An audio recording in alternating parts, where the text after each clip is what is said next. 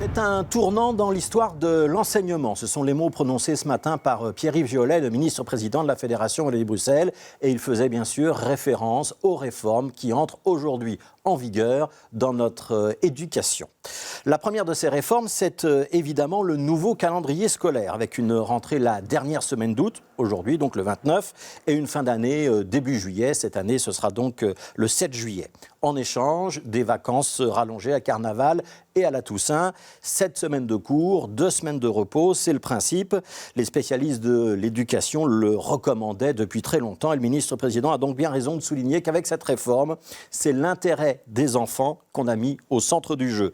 Pas pour qu'ils aient plus de congés, parce qu'en fait, il n'y en aura pas, mais parce qu'ils seront plus reposés et donc au maximum de leur concentration lorsqu'ils seront en classe.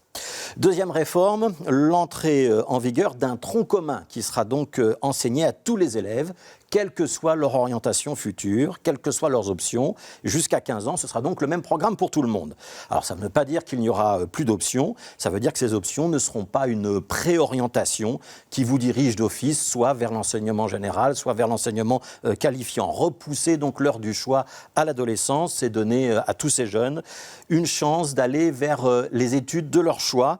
Et c'est un petit pas vers un système plus juste, parce qu'on sait que notre système d'éducation, côté francophone, est l'un de ceux qui, en Europe, reproduit le plus les inégalités qui sont liées au statut social des parents. Alors, on ne va pas être naïf. Les réformes du pacte d'excellence ne suffiront pas à transformer notre enseignement, qui n'est pas fameux, du jour au lendemain. Quand on accueille près d'1 million d'élèves et qu'on emploie environ 100 000 enseignants, on ne se lève pas un jour en se disant qu'on va renverser la table. Ça prendra du temps, beaucoup de temps, et ça passe aussi par une prise de conscience des élèves, pour commencer. Parce que c'est à eux de se prendre en main et de travailler pour réussir. L'école offre un cadre, des moyens, des ressources, un accès au savoir et à la connaissance. Mais cet apprentissage, il passe par un investissement et un effort personnel, il faut le rappeler aujourd'hui. Dans une interview ce week-end, la ministre de l'Éducation, Caroline Désir, insistait aussi sur le rôle des parents. Transmettre sa culture, mais aussi des valeurs. Et parmi ces valeurs, la politesse, le respect des autres, et en particulier le respect de l'école et des enseignants, c'est bien le rôle des parents. Alors pour cette rentrée 2022, Caroline Désir et Pierre-Yves Violet avaient choisi de se rendre dans la même école. C'est-à-dire que le libéral et la socialiste étaient côte à côte pour marquer le coup, parce que c'est une journée importante.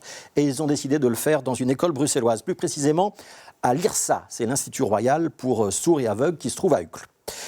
Un établissement qui accueille chaque jour plus de 1000 personnes, de la crèche aux jeunes adultes, avec des déficients visuels ou auditifs, mais aussi des polyhandicapés, parfois lourds. Et la mission de cette école, c'est d'offrir le bon accompagnement à chacun de ses élèves. Et ça, c'est un objectif qu'on aimerait bien assigner à toutes les écoles de la Fédération Wallonie-Bruxelles, pas seulement à l'enseignement spécialisé. Tout faire pour qu'aucun de nos élèves ne puisse avoir le sentiment qu'un jour peut-être, on l'a abandonné.